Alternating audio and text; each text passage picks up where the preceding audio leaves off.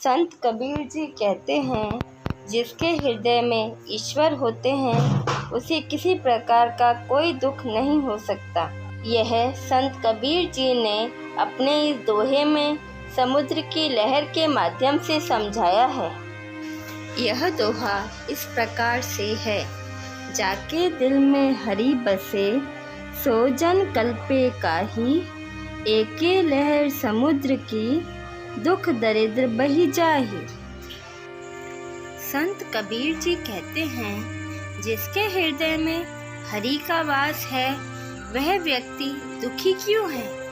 परमात्मा रूपी समुद्र की एक ही लहर से उसका सारा दुख पलक झपकते ही बह जाता है और दरिद्रता का नामो निशान भी नहीं रहता।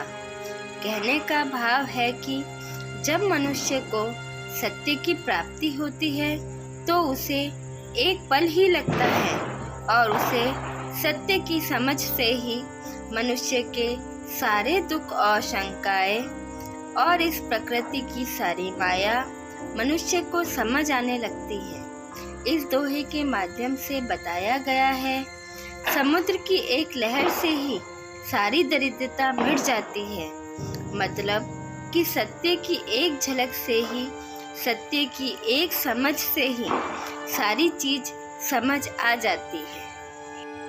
इसी पर संत कबीर जी ने कहा है, जाके दिल में हरि बसे, सो जन कल्पे काहि, एके लहर समुद्र की, दुख दरिद्र बही जाहि।